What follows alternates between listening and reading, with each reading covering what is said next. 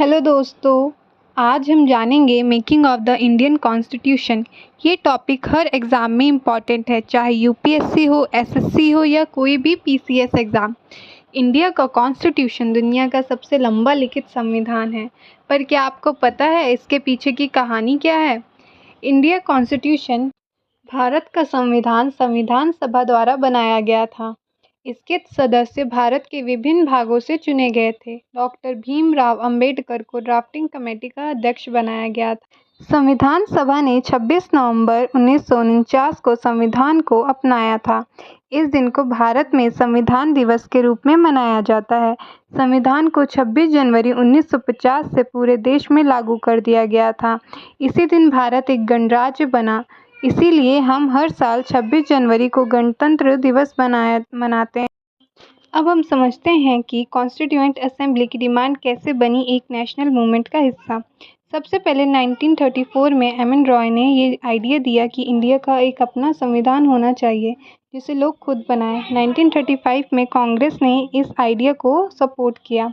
फिर आते हैं 1938 में, जब पंडित नेहरू ने डिमांड रखी कि एक ऐसी कॉन्स्टिट्यूएंट असेंबली बनाई जाए जो लोगों द्वारा चुनी जाए। ब्रिटिश गवर्नमेंट ने इनिशियली इस डिमांड को मना कर दिया, लेकिन जब वर्ल्ड वॉर सेकेंड हुआ तो कंडीशन बदल गई थी। आखिरकार 1946 में कैबिनेट मिशन प्लान के थ्रू ब्रिटिश गवर्नमेंट ने कॉन्स्टिट्यूएंट असेंबली बनाने का डिसीजन लिया। ये एक हिस्टोरिक मोमेंट था जहां से इंडियन कॉन्स्टिट्यूशन बनाने की जर्नी स्टार्ट हुई। 1942 में ब्रिटिश गवर्नमेंट ने एक मिशन इंडिया भेजा जिसका नाम था क्रिप्स मिशन। इस मिशन का लीडर था सर स्टैफोर्ड क्रिप्स और इसका मेन एम था इंडिया का सपोर्ट लेना वर्ल्ड वॉर 2 के लिए। क्रिप्स मिशन ने कुछ इम्पोर्टेंट प्रपोजल्स दिए। सबसे पहला, एक इलेक्टेड कॉन्स्टिट्यूएंट असेंबली बनाई जाएगी जो अपना कॉन्स्टिट्यूशन ड्राफ्ट करेगी। दूसरा, वॉर के बाद इंडिया को डोमिनियन स्टेटस दिया जाएगा, मतलब सेमी इंडिपेंडेंस।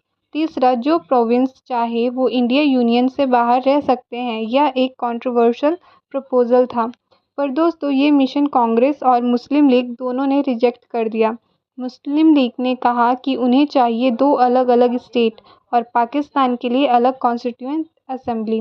तो क्रिप्स मिशन फेल हो गया और इसके बाद क्विट इंडिया मूवमेंट स्टार्ट हुआ, जिसमें कांग्रेस ने फुल इंडिपेंडेंस की डिमांड की। 1946 में ब्रिटिश गवर्नमेंट ने भेजा कैबिनेट मिशन। इसका मेन ऑब्जेक्टिव था इंडिया का फ्यूचर डिसाइड करना और कॉन्स्टिट्यूएंट असेंबली का स्ट्रक्चर तय करना। मिशन ने कुछ ब्रॉड फीचर सजेस्ट किए।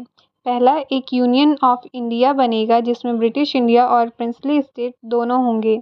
दूसरा, एक यूनियन एग्जीक्यूटिव और लेजिस्लेचर बनेगी जिनके पास होगा control over defence, foreign affair और कम्युनिकेशंस।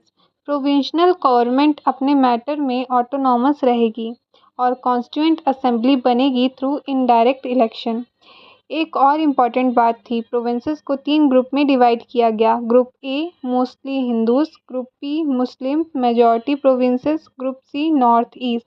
अब रिजल्ट की बात करें, कांग्रेस ने इलेक्शन में फुल पार्टिसिपेशन किया। मुस्लिम लीग ने पहले ज्वाइन किया लेकिन बाद में डायरेक्ट एक्शन डे 16 अगस्त 1946 के बाद असेंबली को बॉयकॉट कर दिया। ये मिशन इम्पॉर्टेंट इसलिए था क्योंकि इसने कॉन्स्टिट्यूएंट असेंबली की फाउंडेशन रेडी कर दी थी, जिसमें से बाद में हमारा संविधान निकला। तो अब बात करते हैं एक हिस्टोरिक डेट की, 9 दिसंबर 1946। इस दिन हुई थी कॉन्स्टिट्यूएंट असेंबली की पहली मीटिंग, लेकिन एक मेजर ट्विस्ट था। मुस्लिम लीग इसमें शामिल नहीं हुई। लीग ने असेंबली को रिजेक्ट किया और डिमांड किया कि ये पूरा प्रोसेस ही डिसॉल्व कर दिया जाए। इस फर्स्ट मीटिंग को लीड किया था डॉक्टर सच्चिदानंद सिन्हा, जो थे इंटरिम प्रेसिडेंट। फाइनल प्रेसिडेंट बाद में बने डॉक्टर राजेंद्र प्रसाद।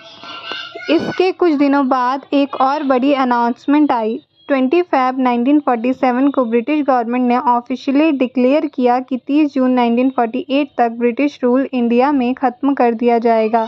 ये अनाउंसमेंट ने इंडिपेंडेंस की प्रोसेस को और स्पीड अप कर दिया। दोस्तों, अब हम आते हैं सबसे टर्निंग पॉइंट पे, पार्टीशन और इंडियन इंडिपेंडेंस एक्ट 1947। 3 जून 1947 को लॉर्ड माउंटबेटन ने एक प्लान दिया जिसे हम माउंटबेटन प्लान कहते हैं। इस प्लान के तहत पंजाब और बंगाल को रिलीजियस लाइन पे पार्टीशन किया गया। NWFP north west frontier province और सिलहट में रेफरेंडम करवाया गया जिसमें पब्लिक ने डिसाइड किया पाकिस्तान में जाना है या नहीं। इसके बाद ब्रिटिश पार्लियामेंट ने पास किया इंडियन इंडिपेंडेंस एक्ट 1947। 15 अगस्त 1947 से इंडिया और पाकिस्तान दो अलग अलग इंडिपेंडेंट डोमिनियन बन गए। दोनों देशों की कॉन्स्टिट्यूएंट असेंबलियों को मिल गया सॉवरेन पावर अपना अपना संविधान बनाने के लिए, यानी अब इंडिया ऑफिशियली अपना कॉन्स्टिट्यूशन बना सकता है बिना ब्रिटिश इंटरफेरेंस के। ये एक नया चैप्टर था हमारी कॉन्स्टिट्यूशनल जर्नी का। अब पार्टीशन के बाद जो सबसे बड़ा चेंज आया वो था reconstitution of the constituent assembly. जो एरियाज पाकिस्तान में चले गए जैसे पंजाब, बंगाल, सिंध, NWFP, बलूचिस्तान और सिलहट, उनके रिप्रेजेंटेटिव ने कॉन्स्टिट्यूएंट असेंबली छोड़ दी। इस वजह से इंडिया में नए इलेक्शन करवाने पड़े। वेस्ट बंगाल और ईस्ट पंजाब में जो ओरिजिनल स्ट्रेंथ 389 थी वो अब सिर्फ 299 मेंबर तक लिमिटेड रह गई थी। यानी अब Indian constituent assembly purely Indian state के लोगों से बनी थी जिसे पूरा अधिकार था अपना संविधान बनाने का। और दोस्तों अंत में आता है हमारा सबसे इम्पॉर्टेंट मोमेंट 26 नवंबर 1949, जिस दिन 284 मेंबर ने मिलकर भारत के संविधान पर साइन किया। ये सिर्फ एक लीगल डॉक्यूमेंट नहीं था, ये था इंडिया के नए युग की शुरुआत। एक ऐसा फ्रेमवर्क जो डिफाइन करता है हमारे राइट, ड्यूटीज़, गवर्नेंस सिस्टम और एक सॉवरेन इंडिया की पहचान। संविधान तो 26 नवंबर को बन गया था लेकिन ऑफिशियल लागू हुआ 26 जनवरी 1950 को, जिसे हम रिपब्लिक डे के रूप में मनाते हैं और इसी के साथ कंप्लीट होती है हमारी कॉन्स्टिट्यूशनल जर्नी। तो दोस्तों इस जर्नी को समझाना सिर्फ एक हिस्टोरिकल फैक्ट नहीं है बल्कि ये हमें याद दिलाता है कि हमारी डेमोक्रेसी कितनी मेहनत और बलिदान से बनी है। आज हमारा कॉन्स्टिट्यूशन सिर्फ एक किताब नहीं बल्कि हमारे अधिकार, जिम्मेदारी और एकता का प्रमाण है। अगर आपको ये वीडियो पसंद आई हो तो लाइक करें, शेयर करें और चैनल को सब्सक्राइब ज़रूर करें। जय हिंद, जय भारत।